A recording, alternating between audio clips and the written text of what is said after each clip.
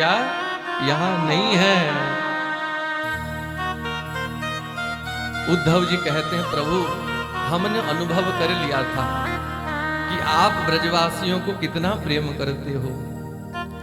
दिन भर तो उन्हीं की चर्चा ऐस्यो जोर्यो तार, स्वप्न माही बिर रात उन्हीं को नाम पुकार पुकार। प्रभु आप इतने आसक्त हो ब्रजवासियों के प्रति, दिन भर तो उन्हीं की चर्चा, दिन भर तो सखाओं की चर्चा, सखियों की चर्चा, गोपियों की चर्चा, मैया बाबा की चर्चा, गायों की चर्चा, जमुना जी की चर्चा, कदम्ब की चर्चा, गिरिराज जी की चर्चा, बरसानों की चर्चा, श्री जी की चर्चा, और स्वप्न बाही बिररात उन्हीं को, हम आपके निकट ही सोते हैं। और जब आप गहरी नींद में रहते हो ना, तो स्वप्न में भी मनसूखा, श्री दामा, स्तोक, ललिता जी, विशाखा, हाँ स्वामिनी जो, हाँ स्वामिनी जो कहकर आप बिल्लाते हो, जाग उठते हो। इसीलिए कन्हैया उचित नहीं है इतनो माया ममता मोह प्रसार, इतनी आसक्ति ब्रह्म को उचित नहीं है प्रभु। नस्वर नाम रूप या जग को आत्मज्ञान है सार, नारायण गुरु योग ज्ञान पे जन उद्धव बलिहार। अब ठाकुर जो जी को ही ब्रह्म ज्ञान सुनाने लगे। गोविंद ने उद्धव के हाथों को पकड़ा है। गृहीत्वा पाणिना पाणिं प्रपन्नार्ति हरो हरि, गच्छोद्धव ब्रजम सौम्य पित्रोन्नो प्रीतिमावह। गोविंद ने उद्धव जी के हाथों को पकड़ा है। गृहीत्वा पाणिनाम पाणि, अपने हाथों में उद्धव जी के हाथों को पकड़ा है। अत्यंत प्रपन्न होकर के, सारा जगत गोविंद के आगे प्रपन्न होता है, शरणागत होता है। आज प्रेम के मारे ठाकुर जी उद्धव जी के पास प्रपन्न हो रहे हैं और कह रहे हैं, हे उद्धव एक बार आप ब्रज में जाओ, क्योंकि मेरा एक स्वभाव है उद्धव, तुम ब्रह्म ज्ञानी हो तो ज्ञान की बात समझोगे, प्रेम की बात समझोगे नहीं। मेरा नियम है, मेरा सिद्धांत है, ये यथा माम प्रपद्यन्ते ताम तथैव भजाम्यहम्। मुझे जो जैसा भजता है मैं भी उसका भजन वैसे ही करता हूँ। जो मुझे जितना जैसा याद करता है मैं भी उसे वैसा ही याद करता हूँ। तो गोपी मेरे लिए रोती है तो मुझे भी रोना आता है। तो तुम तो बड़े ब्रह्म ज्ञानी हो। गोविंद ने सोचा इनको अपने ब्रह्म ज्ञान की बड़ी खुजली मच रही है, तो इनकी खुजली दूर करना है। तो तुम बड़े ब्रह्म ज्ञानी हो उद्धव, तो एक बार ब्रज में जाओ और अपने ब्रह्म ज्ञान से गोपियों को समझाओ, और जब गोपी मेरे लिए रोना छोड़ देगी तो मैं भी रोना बंद कर दूंगा। भैया उद्धव मैं तो ब्रजवासिन पे चुको अपन को हार। भैया उद्धव मैं तो ब्रजवासिन पे चुको अपन को हार। मैं तो अपने आप को ब्रजवासियों के आगे मैं हार चुका हूं उद्धव। यदि तुम मुझे मनुष्य मानते हो, यह तो मनुष्य का स्वभाव है, कोई आपका बहुत प्रिय हो, बहुत प्रिय हो, और कहीं दूर वो रह रहा हो और वहां से वो आपको याद करे, तो उसका प्रभाव आपको दूर बैठे भी हो जाएगा। यदि पुत्र दुखी है और विदेश में कहीं पढ़ने गया है कि नौकरी चाकरी करने गया है, और पुत्र यदि वहां दुखी है तो मैया घर में सुखी नहीं रह सकती। इसीलिए उद्धव नर मानो तो हियो विवश है, जो बीणा के तार ब्रजवासिन के छेड़छाड़ पे सहज उठे झनकार। अगर मैं बीणा हूं तो उस बीणा के तार ब्रजवासियों के हाथ है। मेरे प्राणंत प्रिय, मेरे सखा, मेरी गोपी जब मुझे याद करते हैं उद्धव, वहां से तार छेड़ देते हैं तो मेरा हृदय भी व्याकुल हो उठता है। और यदि मुझे ब्रह्म मानो तो भी मेरी प्रतिज्ञा है कि मेरे भक्त मेरा भजन जैसे करेंगे मैं भी उनको वैसे ही भजूंगा। जो मानो नारायण तो और अधिक लाचार, शपथ लियो जो भजे मोहि जिमि हो वाहि प्रकार। दुहु दिसि प्रेम प्रवाह होत अस संतन कियो विचार। संभव नहीं उत बिरह व्यथा हो, इत में कौन विकार। बड़े बड़े बही गए पड़े जो प्रबल प्रेम की धार।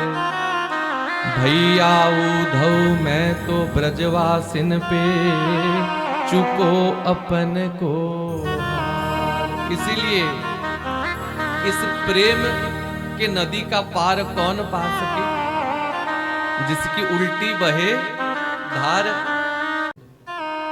इसीलिए हे उद्धव बिसरत नहीं छिन पलक हियते ब्रजवासिन को प्यार।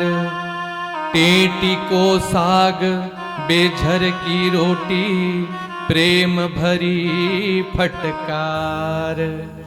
टेटी को साग बेझर की रोटी प्रेम भरी फटकार। ये बड़े बड़े 56 भोग 3600 व्यंजन यह तो मिल जा रहा है, पर गोपी जो प्रेम से टेटी को साग बेझर की रोटी छाछ के सहित डुबो डुबो करके खिलाती थी, मैया बांध करके देती थी, सखाओं के संग मिलकर के पाते थे, वह आनंद इस मथुरा में नहीं है। बाबानंद यशोदा मैया ब्रजवासिन नरनार। संतत ध्यान धरत है मेरो कैसे सकूं विसार। इसलिए उद्धव तुम जाओ, तुम एक बार जाकर के अपने ब्रह्म ज्ञान से गोपियों को समझाओ, शायद तुम्हारी बात मान जाएं और मुझको भूल जाएं। तो जब गोपी मुझे भूल जाएगी तो मैं भी उनको भूल जाऊंगा। गोपी की स्थिति कैसी है? गच्छोद्धव ब्रजम सौम्य पित्रोर्नः प्रीतिमावह। गोपीनां मत वियोगाधिम मत संदेशे विमोचय। मेरे वियोग रूपी आधि के कारण, देखो ना, आधि और व्याधि, एक शरीर का दुख है और एक मन का दुख है।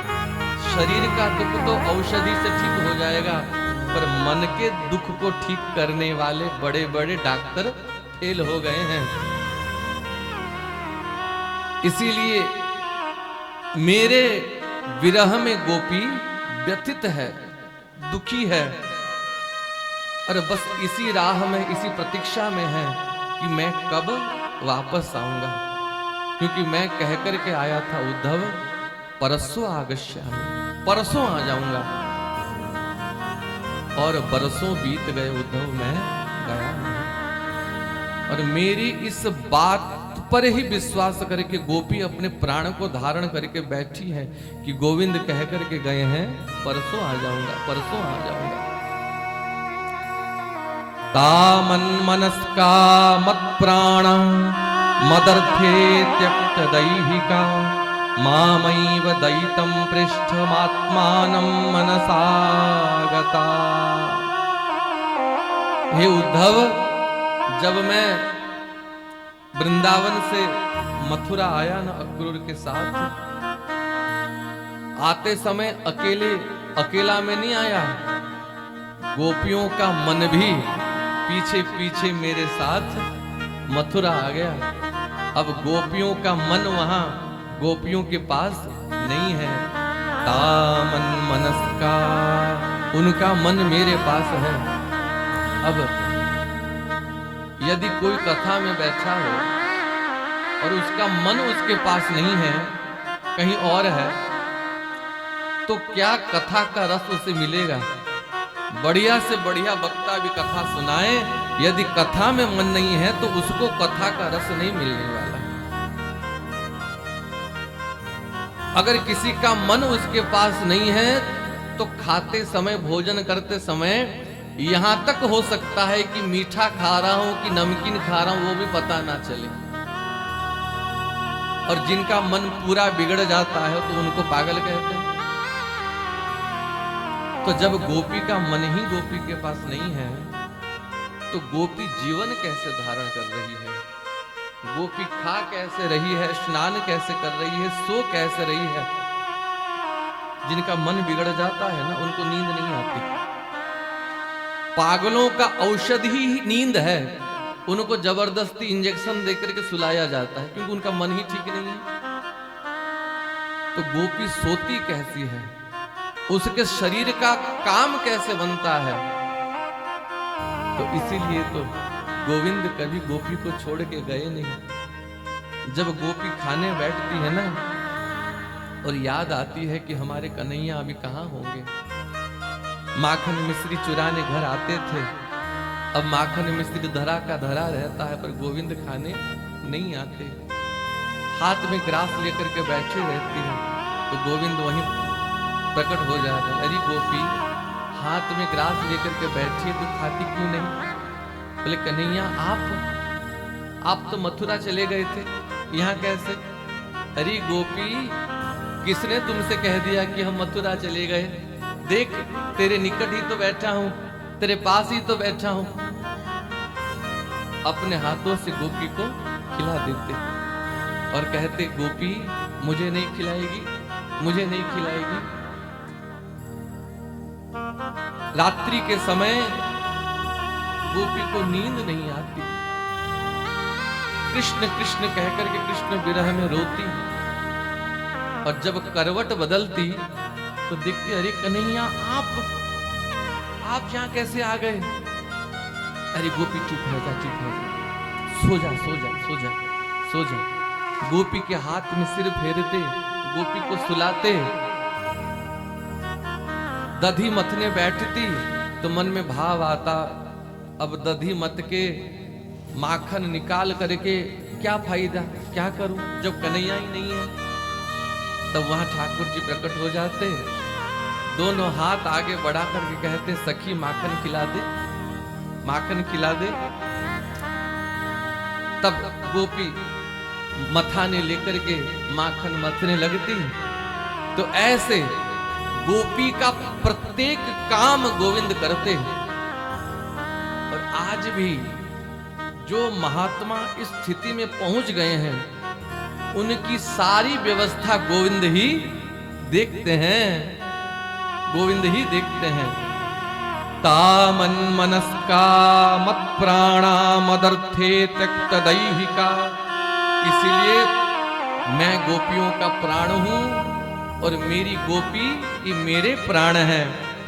और मेरे लिए उन्होंने सारे देह संबंधों को वो त्याग कर दिया। गोपी का पुत्र भी मैं हूं, पति भी मैं हूं, गोपी का सुख दुख सब मैं हूं। उद्धव मामैव दयितं पृष्ठ मात्मानं मनसा गता। दयितं पृष्ठ, पृष्ठ माने है बल्लभ, दैत माने है अति बल्लभ, प्राण बल्लभ। राधा वल्लभ लाल की जय हो। गोपी का प्राण, गोपी का बल्लभ सब मैं हूं। स्मरन्त्योऽङ्गः विमुह्यन्ति विरहोत्कण्ठ्य विह्वला।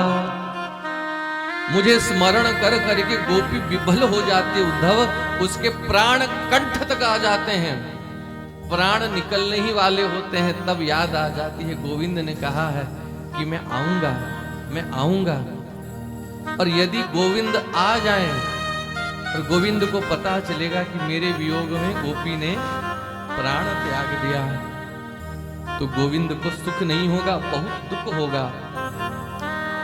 हम दुख सह लेंगी, विरह की पीड़ा को सह लेंगी, पर हमारे गोविंद को कभी दुखी देख नहीं सकती।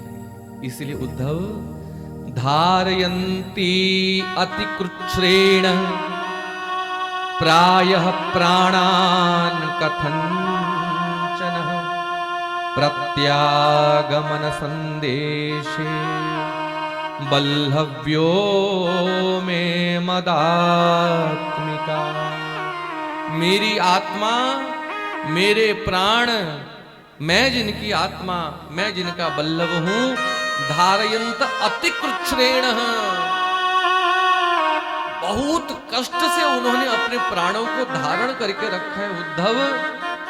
केवल प्रत्यागमन संदेश है, मेरे आगमन के संदेश को सुनने के लिए। कोई कहियो रे पिय आवण की, आवण को मन भावण की। कोई कह दे कि प्रियतम आने वाले हैं, प्रियतम आने वाले हैं, प्रत्यागमन संदेश है। मेरे आगमन के संदेश को सुनने के लिए ही बड़े कष्ट से गोपियों ने अपने प्राणों को धारण कर रखा है। इसलिए उद्धव तू एक बार जा,